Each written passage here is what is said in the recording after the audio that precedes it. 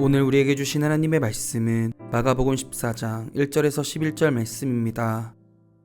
이틀이 지나면 유월절과 무교절이라 대제사장들과 서기관들이 예수를 흉계로 잡아 죽일 방도를 구하며 이르되 밀란이 날까 하노니 명절에는 하지 말자 하더라. 예수께서 베다니 나병 환자 시몬의 집에서 식사하실 때에 한 여자가 매우 값진 향유 곧 순전한 나드 한 옥합을 가지고 와서 그 옥합을 깨뜨려 예수의 머리에 부으니 어떤 사람들이 화를 내어 서로 말하되 어찌하여 이 향유를 허비하는가? 이 향유를 300데나리온 이상에 팔아 가난한 자들에게 줄 수 있었겠도다 하며 그 여자를 책망하는지라. 예수께서 이르시되 가만두라. 너희가 어찌하여 그를 괴롭게 하느냐? 그가 내게 좋은 일을 하였느니라. 가난한 자들은 항상 너희와 함께 있으니 아무 때라도 원하는 대로 도울 수 있거니와 나는 너희와 항상 함께 있지 아니하리라. 그는 힘을 다하여 내 몸에 향유를 부어 내 장례를 미리 준비하였느니라. 내가 진실로 너희에게 이르노니 온 천하에 어디서든지 복음이 전파되는 곳에는 이 여자가 행한 일도 말하여 그를 기억하리라 하시니라. 12 중에 하나인 가룟 유다가 예수를 넘겨주려고 대제사장들에게 가매 그들이 듣고 기뻐하여 돈을 주기로 약속하니 유다가 예수를 어떻게 넘겨줄까 하고 그 기회를 찾더라. 오늘이 말씀에 많은 은혜 받으시기 바랍니다. 마가복음 13장이 소묵시라고 불리우면 마가복음 14장은 우리가 이름을 붙이면 예수님의 최후의 한 주간 혹은 마지막 한 주간 또 뭐 예수님의 일주일 이렇게 해서 저희가 주로 순환절 또 고난주간에 함께 읽는 이제 본문 가운데 하나입니다. 예수님의 마지막 한 주간에 중요한 사건을 중심으로 이제 기록되어 있는데 이 앞부분 저희가 본 1절부터 11절까지는 오늘은 저희가 좀 그렇게 보면 좋을 것 같습니다. 예수님을 향한 사람들의 일종의 태도를 저희가 볼 수 있죠. 사건은 굉장히 간단하죠. 식사할 때 한 여인이 아주 값진 향유, 여기 나드로 되어 있는데 향유를 가지고 와서 깨뜨려서 예수님의 머리에 부었다 이렇게 되어 있습니다. 굉장히 간단한 그러한 내용인데 실제로 그 안에는 그 사건이 가지고 있는 속에 내면에는 여러 사람들이 예수님에 대한 어떤 태도를 갖고 있나를 아주 극적으로 드라마틱하게 보여주는 것을 볼 수 있습니다. 14장 1, 2절에 보면 등장하는 것은 대제사장들과 율법학자, 서기관들입니다. 대제사장과 율법학자들은 예수님을 증오하죠. 근데 그 증오를 그냥 품고만 있는 게 아니라 실제적으로 행동, 액션으로 나타냅니다. 어떤 행동인가 하면 잡아 죽일 방도를 구했다 이렇게 표현하죠.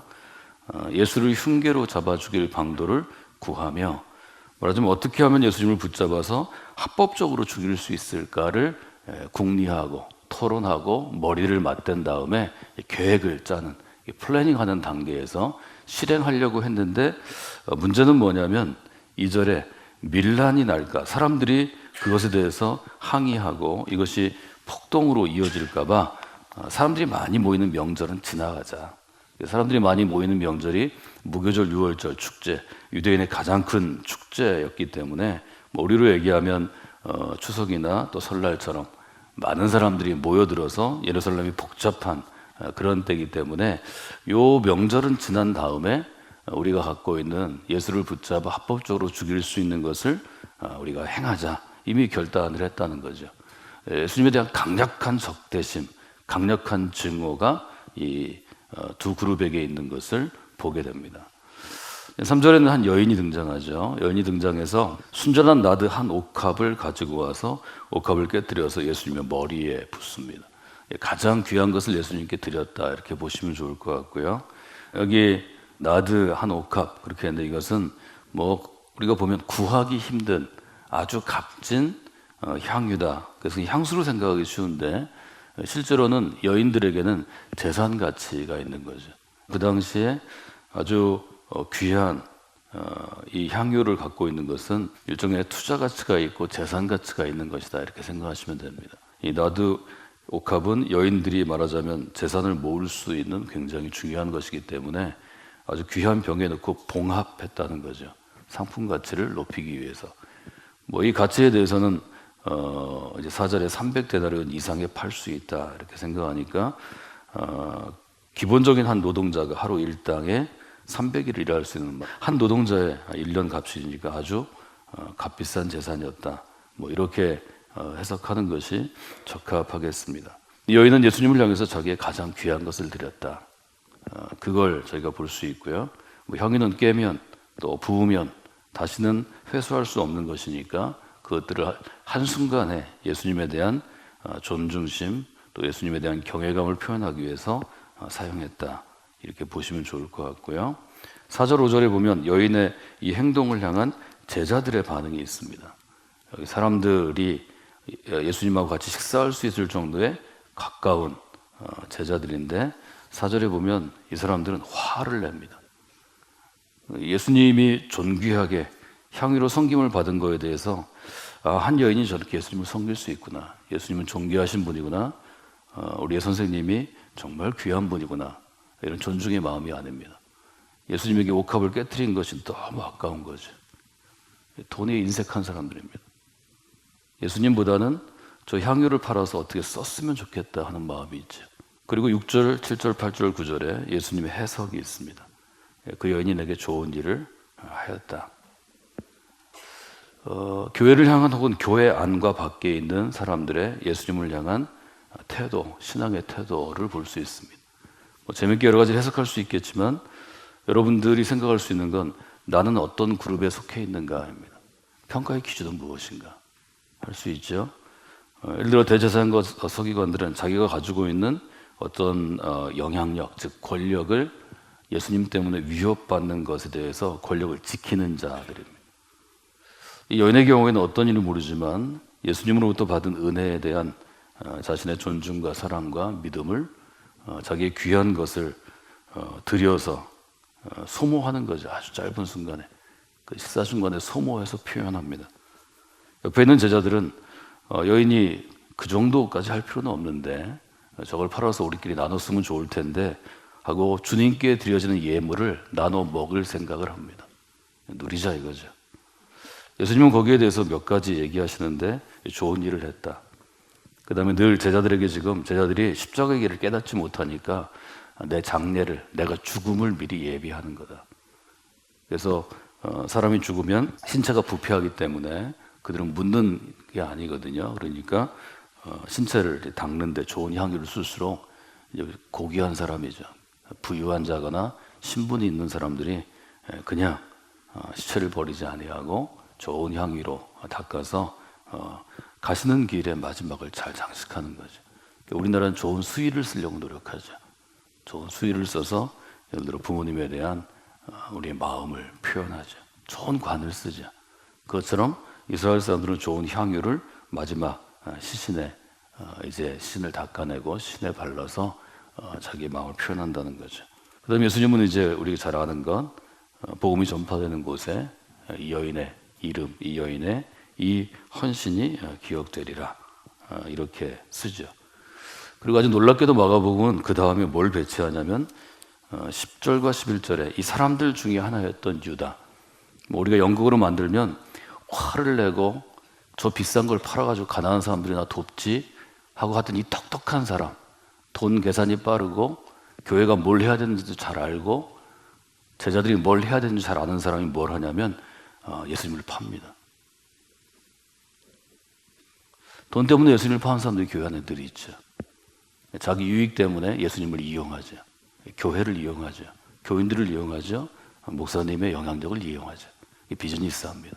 이 교회 안에 있는 다양한 그룹들을 이 짧은 세팅에서 다 볼 수 있습니다.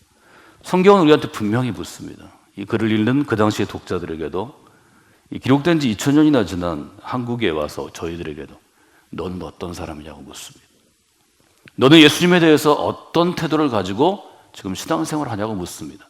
너는 교회 안에서 예수 그리스도를 향해서 어떤 태도로 살다가 죽을 거냐고 묻습니다. 결단은 여러분의 몫입니다.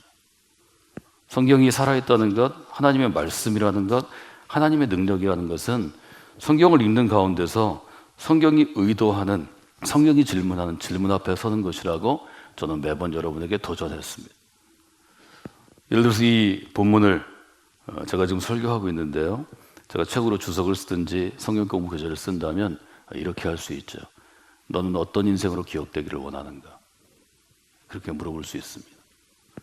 여러분, 성관계 믿음의 공동체에서 어떤 사람으로 기억되기를 원하십니까?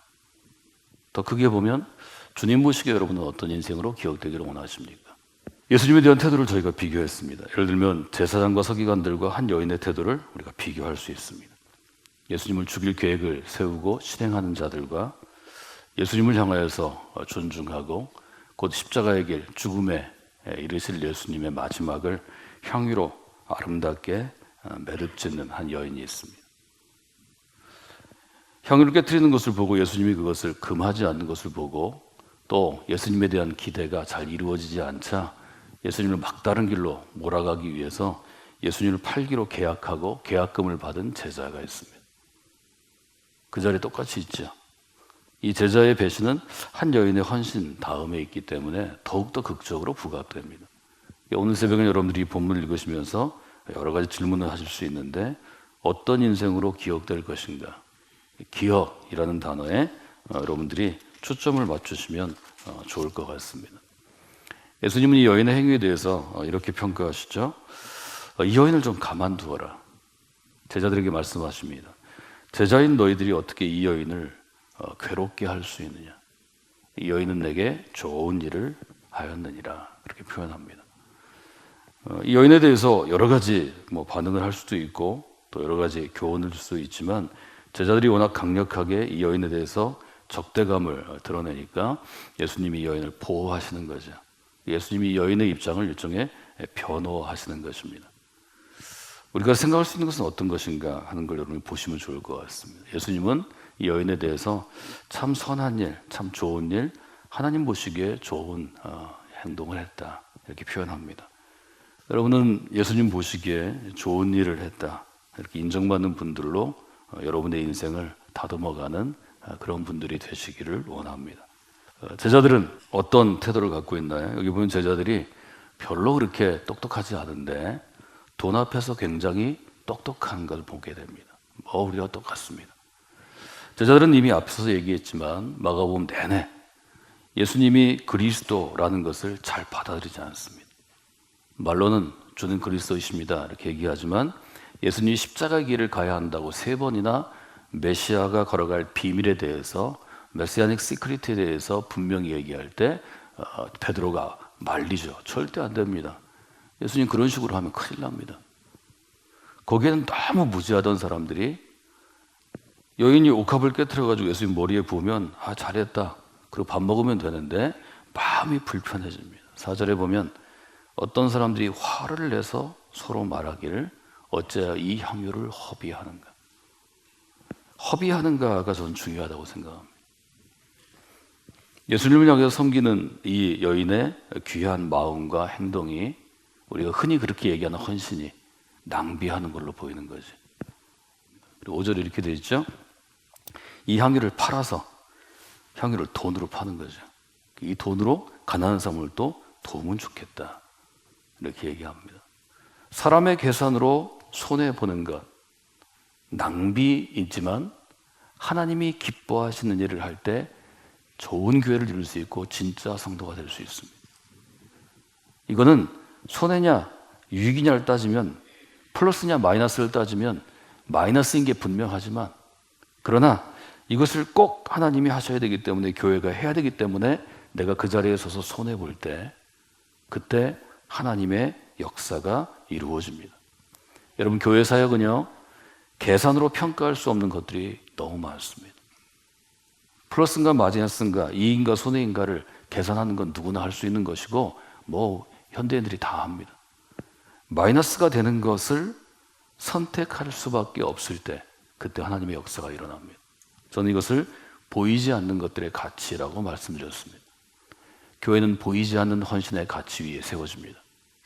교회는 시작하기 전에도 이미 플러스 마이너스가 분명하지만 주님이 꼭 이 일을 하셔야 되겠다고 우리가 판단하고 결정해서 손해볼 때 그때 성령이 역사하십니다. 우리는 손해보지만 하나님께서는 일하시는 것입니다. 이것이 교회가 걸어가는 길이고 그리스도의 제자가 걸어가는 길입니다. 저는 이것이 자기를 부인하는 것이고 자기 십자가를 지는 것이라고 여러분과 함께 도전해 왔습니다. 여러분, 그 길 가운데 저희가 서야 합니다. 이만큼 되었다고 해서, 이 정도 했다고 해서 우리가 여기서 태만해지면 우리는 뒤로 밀려나는 것입니다. 그 점을 여러분들이 분명히 봐야 합니다. 사람들은 계산을 해서 이것이 내게 플러스인가 마이너스인가를 따져서 일합니다. 교회는 보이지 않는 헌신을 통해서 세워집니다. 이 보이지 않는 헌신이 가지고 있는 가치를 우리가 알 때, 그때 교회가 세워지는 것입니다. 어떻게 하면 우리가 기억되는 교회, 기억되는 성도가 될 수 있을까요? 첫 번째를 따라서 하실까요? 예수님 보시기에 좋은 일을 하십시오. 네. 우리가 어떤 일을 하든지 무엇을 계획하든지 주님 보시기에 좋은 일을 하는 교회, 주님 보시기에 좋은 일을 하는 성도가 되셔야 합니다. 여러분이 이렇게 하셔서 주님께서 기억하시는 귀한 인생이 되시길 원합니다. 우리 교회가 주님께서 기억하는 좋은 교회가 되기를 원합니다. 두 번째는 어떤 것인가요? 순서를 바로 하셔야 합니다. 뭘 먼저 하고 뭘 나중에 할 것인가를 여러분이 선택하셔야 합니다. 하나님 보시기에 좋은 일에 여러분의 시간과 재능과 재정을 사용하도록 스스로를 훈련하십시오. 7절에 보면 이렇게 되어 있죠. 가난한 이들은 지금이 아니라 나중에 도울 수 있지만 지금 나의 죽음을 예비하는 것은 지금 아니면 할 수 없다. 반드시 물어보셔야 합니다. 이걸 지금 바로 해야 되는가? 나중에 해도 되는가? 그래서 주님 보시기에 지금 해야 될 일을 먼저 하는 게, 그것이 복음이 전파되는 곳에 기억되는 사람으로 남을 수 있는 길입니다. 저는 우리 교회가 그렇게 했으면 좋겠습니다. 여러분이 그렇게 했으면 좋겠습니다. 우리가 이 마가복음 14장에서 어떤 도전을 받나요? 예수님 옆에 제자들이 있습니다. 유다는 제자들 중에 제일 좋은 학교 나왔고 제일 똑똑하고 제일 계산 빠른, 말하자면 회계 담당하는 사람입니다. 결국은 이 사람이 예수님을 팔죠. 플러스인가 마이너스인가를 매번 생각하기 때문입니다. 예수님과 같이 있는 게 내 인생의 플러스인가? 예수님을 팔아먹는 게 내 인생의 플러스인가? 뭐 고민하다 결정할 수 있겠지. 우리도 그렇습니다. 하나님 앞에서는 그런 계산을 여러분이 안 하시면 좋겠습니다. 하나님께서는 순전한 헌신으로 하나님께 나아가는 아주 소중한 마음들을 더 기뻐하십니다. 이것이 한 아이를 기뻐하시는 것이고, 조금 장애가 있고 어렵고 우리가 보기에 평범하거나 모자란 사람이 하나님께 나아가는 것을 하나님이 기뻐하시는 이유입니다. 여러분, 하나님 보실 때 하나님이 기뻐하시는 옥합을 깨트림으로 기억되는 인생들이 되시기를 원합니다.